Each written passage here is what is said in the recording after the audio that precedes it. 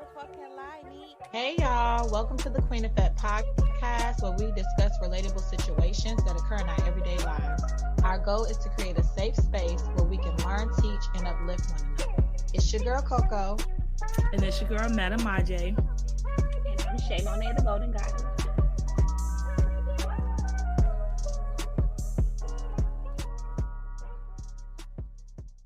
Girl, let me tell y'all. So I ran into this nigga like a while back, right? And I remember him being so fine when we used to talk. So we dated or whatever when we were younger. So he like, oh, can I take you out on a date? I'm like, okay. My question is, would y'all rekindle an old flame that you had with somebody? You know what? Honestly, it depends because when somebody from the past comes back to my life and trying to pick up where we left off at, I let it be known that a lot of times the person that you knew then is not the person that you know now. I've grown a lot, I've changed a lot, and I'm expecting the same from you. So it's not necessarily that we're picking up where we left off at, it's we're starting all over. Definitely starting new, and it also depends on who it is, because if I'm not with you, it's for a reason. It will really depend on why we stopped dealing with each other to begin with for me to even decide whether I would want to rekindle something with you. There are not too many people that I would rekindle with. Period. Just being honest. But what if the sex was good? And every time you get with that person, it's like, damn, let's get it.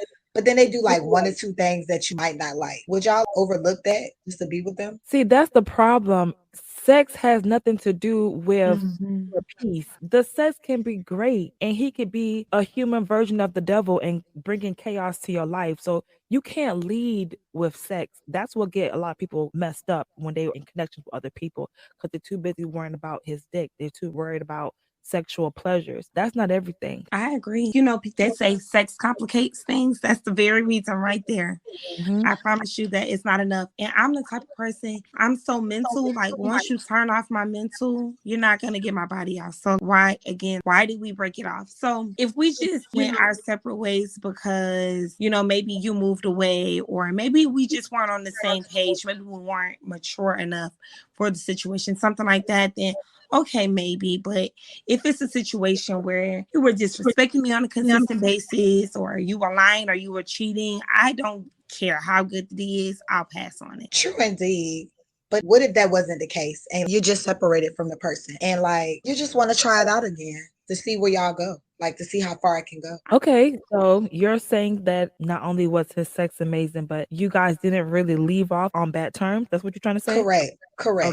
If we didn't leave off on bad terms, I mean, I wouldn't mind dating them again. I usually don't give my exes second chances. It's only very few that I've given chances to, and as you can see, they didn't meet the bar. But yeah, I'm open to it. Why not? Let's give me a reason to leave your ass again if you want to, or give me a reason why to give you a chance. But if I allow you to come back in my space, when you come back in my space, you better come 10 times harder, 10 times strong. Everything that you wasn't doing, wherever you was lacking before, you better be coming full force, because I'm going to tell you something.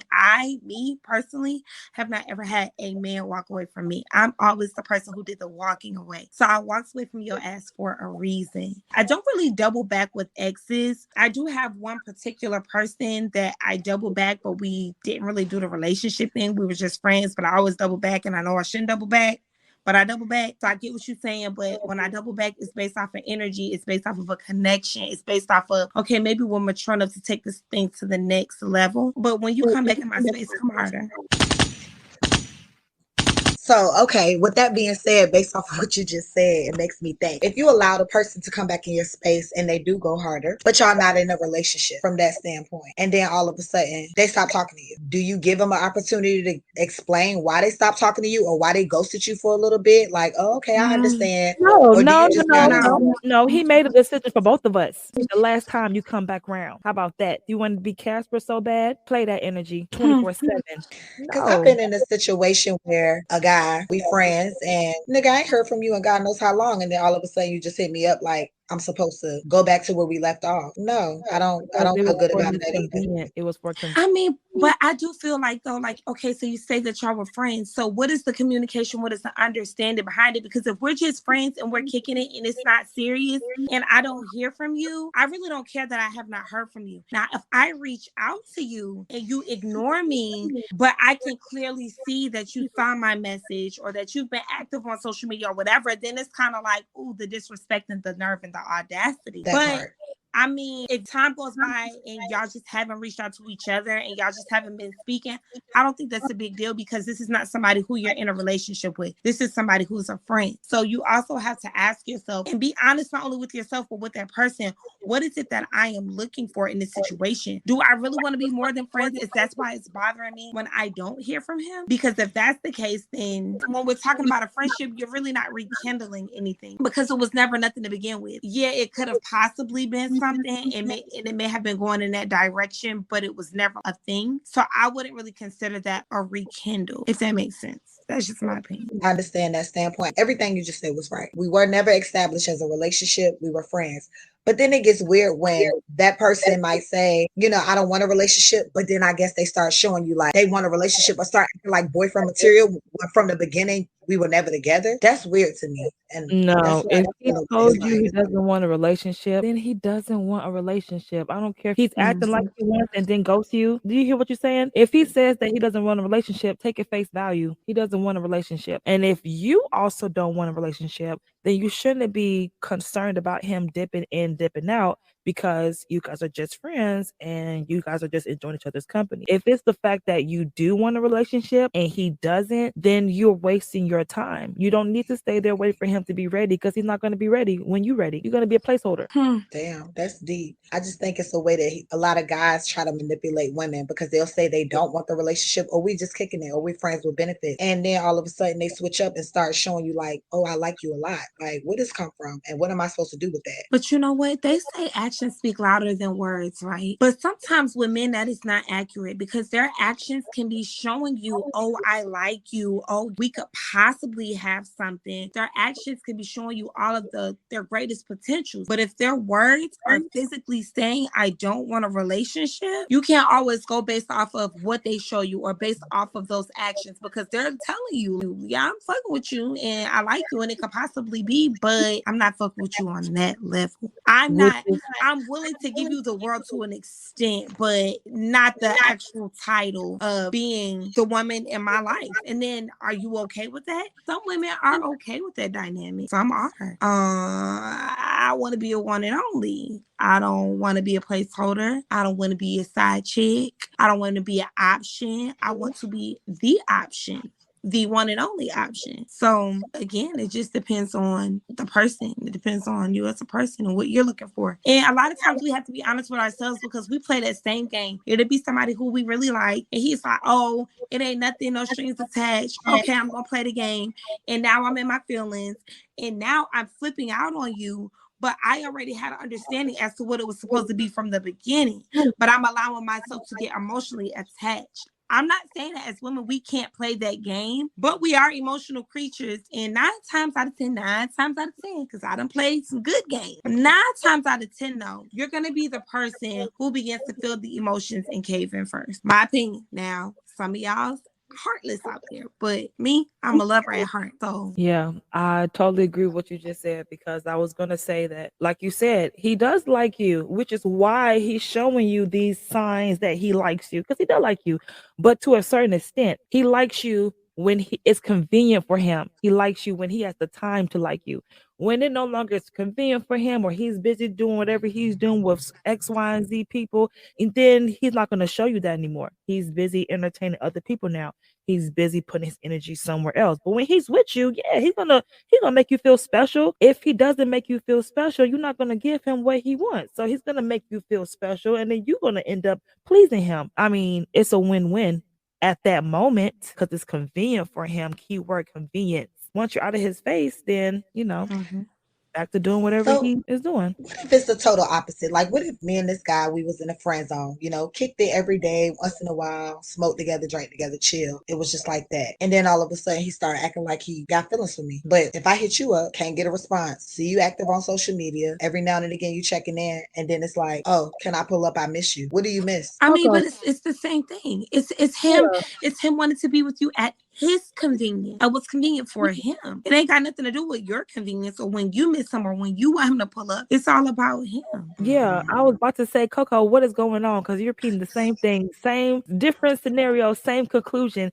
These motherfuckers are playing games. They're just in your life, the ones that you're talking about, the examples, not, because Yeah. every man is not the same. There are good men out there. God has really took his time with some of y'all brothers. We thank you for the love you showing your women and the love that you're going to show your future women. So we're not talking about you. We're talking about them trash ass motherfuckers, okay? So they are there to just waste your time. They don't want to be alone either, but they don't want commitment. And so while they're with you, they're going to show you what they need to show you to get what they need to get from you. And then once you're out their face, they're going to do whatever it is they want to do. And what they're giving you is on a time restraint. It's like it can't be for too long. You can't be too attached. And for them, when they create that distance, that helps them to not become so attached to you. The more time they spend with you, the more it is that they're going to become attached to you. And that is the opposite of what they're trying to do. They do not want to be attached to you. They want to come in and get out. If they stay in and keep giving you that love, keep showing you that attention, keep spending time with you, feelings is going to be created in them and they're going to be messed up.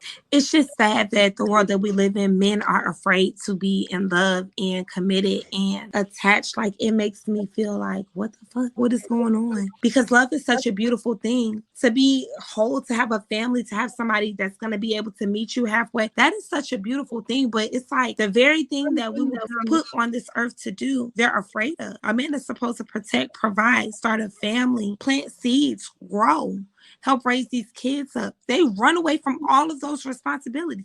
Not every man, but the ones that we're talking about within this. If you're afraid of commitment, ain't none of us in our teens or 20s on this show. I guarantee we're not dealing with no young men. So it's like, okay, at what point in life do you get ready? At what point in life do you do what it takes to maintain the lifestyle that you should want? And the fact that you don't want that lifestyle is like, we got to get some men on here because it's beyond it. Like, I don't understand it. Yeah, we're definitely going to do part 2 because we need some men opinions because, it's unfortunate that a lot of men, or should I say boys, a lot of them feel like when they show women that love, that attention, when they cater to them, they call them simps. That's not simp. Don't you want that love? Don't you want somebody to hold you down? I don't understand.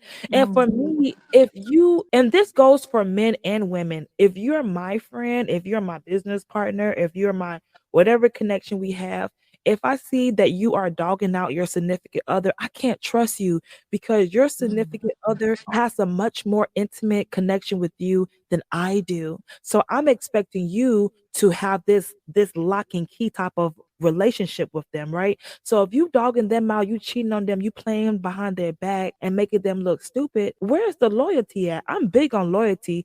When I'm in a relationship, loyalty is first, love is second. Love comes, loyalty means everything to me. So if you can't be loyal to the person you sleeping up with, if you can't be loyal to the person that's in bed with you, how can I trust you? How can I trust you as a friend, as a business partner? How can I come to you and expect you to hold me down if you can't hold your significant partner down? Good point. And I want to say one more thing. What Shay mentioned about men, how they run away from things. It's like, why run away from something that's good for you? It's like they are afraid to show their vulnerable side with us. If you're giving them everything that they want, they rather chase something that's going to be temporary than to stay with something that's going to be forever, if that makes sense. Chase something that's temporary and that's going to also feed your delusion of all women using men for their money. They're chasing the women that are users, and it's going to feed their ideologies of women being users. When you have someone that's by your side that is trying to be a good woman to you and be your partner, it's not good enough because she's not like the user that you're bashing. Doesn't make sense. It's never going to make sense. But you know what makes sense? Jesus. Find the Lord, y'all. Y'all need to find the Lord, get delivered, become saved, because y'all don't have sense in these streets. The dating pool has piss in it. We need to come together as a community and clean the dating pool. We need to come together and spread the Lord's word so we can save these hoes in the streets that's out here causing havoc and breaking homes. Period. And thing is, it's crazy because like y'all hit a key point. They run away from these things because rather than accept it, they want to build this story. They want to build the, oh, this woman's not going to love me properly because my mama didn't love me properly. This woman is going to use me and dog me out because the last person used me and dogged me out. And they can see this great, wonderful thing standing before them, but they're afraid of it. They're afraid to embrace it because then they will have to admit that they're wrong. Not all women are users. Not all women are gold diggers. Not all women are horrible women. You just were dealing with the wrong people in the wrong setting.